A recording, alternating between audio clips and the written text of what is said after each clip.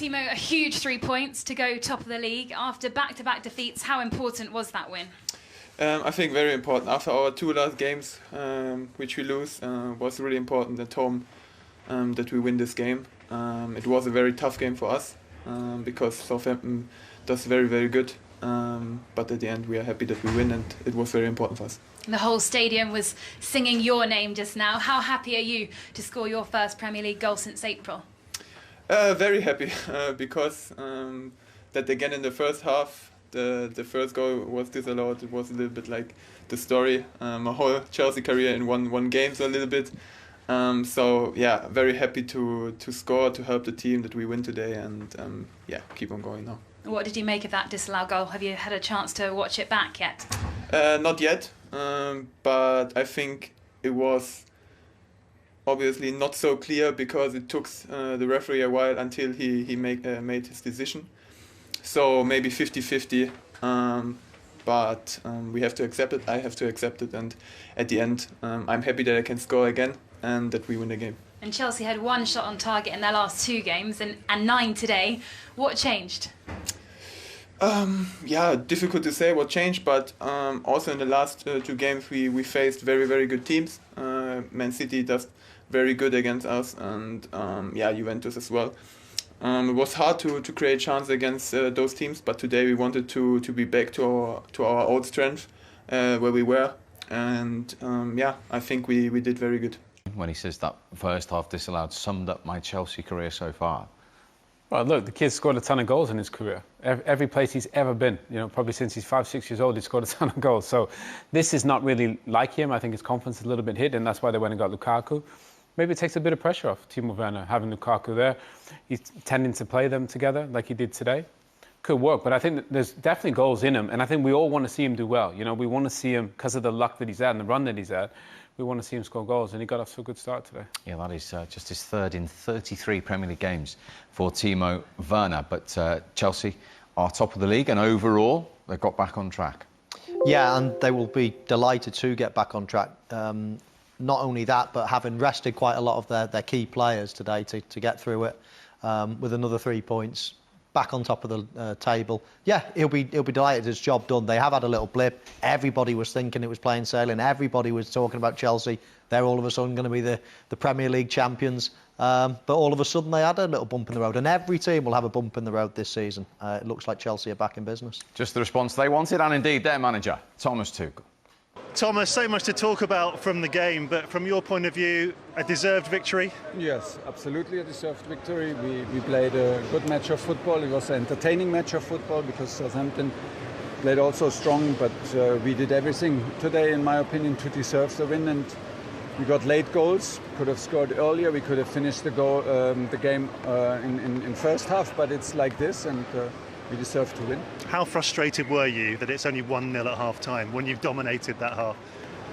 Actually, I was not frustrated with the 1-0, but if you score a second one and they take it away from you for almost no reason, then you are frustrated. And it was necessary for me and for my team to get the frustration off our shoulders and to refocus in second half. They switched the system to a back 5, so it's more difficult to find spaces and to adapt to it. So this was the challenge. You know, if you have a lot of chances, you don't score the second one. Okay, with one mistake they punished us, and then we gave away a poor penalty. But the reaction to the equaliser and the reaction to the red card was excellent. 3 goals and 3 points for Chelsea. They're top of the table. They were pegged back in that second half. One any complaints about the awarding of the penalty for No, not at all. Maybe a bit of, you know, sharpness lacking from Ben Chilwell, but to be fair, Livermento's been fantastic. You know, he's from the Chelsea Academy, gone to play at Southampton. He's been great this season. Great little chop on Chilwell. Just surprises him. You know, I think it's an easy decision for the referee, clear penalty. And James Ward-Prowse, in the absence of Danny Ings, is a very solid taker. He's never, ever going to miss. This is how you take a penalty, you know. Pick a corner, smash it in there. Side netting, it's just... I love that. Harry Kane does it like that. Ward-Prowse does it like that. That's why these guys don't miss. When you get up there and change your mind all the time, I never quite understood that. So that was the high for the Southampton skipper. Then after the intervention of VAR, he was sent off. Thoughts, Michael? No real complaints, if I'm honest, with the decision. I thought it probably was a red card. It was quite low, but it is above the boot area and a dangerous area to tackle. My only complaint is mirroring really what Don Hutchison said in commentary, that I didn't like it when he went to the monitor and it was a still frame and then it was a slow motion. I thought it was all going to be in real time, because I think everything looks worse when it's slow or it's still. That's my only complaint. However, VAR has been brilliant this season, much better than it's been in the past, so I don't want to have a go at it too much. They got the decision right, but as I say, I prefer them to go about it in a better way. You agree? Yeah, he didn't need to make the challenge, James Ward-Prowse. It's one of them, when it happens, you realise, oh, why did I do that? Do you know what I mean? He could have just stayed on his feet. I mean, that picture of it is terrible there, just in behind us there. But I think in the end, the referees are going to give that as a red card, just especially when they slow it down. Mo and Don make a great point. When they slow it down and look at stills, they're always going to give a red. Things happen fast in football. It just does, and I've been on the end of tackles where I know the guy's not really tried to hurt me, but when you slow it down, they look awful tackles, and that does look awful. And don't get me wrong, I'm not saying it's not a red. I think it probably is a red. But I think if we go down that route of slowing everything down and having still frames on them all, then we're going to be seeing far more red cards than you probably would and should.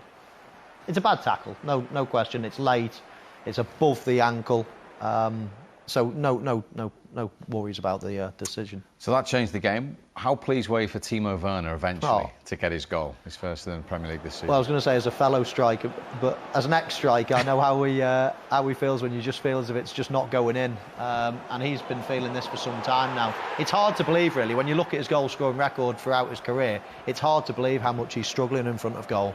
But it's been for quite a while now at Chelsea. And then his first goal, I thought, wow, there's nothing wrong in that. And then they bring it back so far, I thought, wow, everything is against you. This is a brilliant move.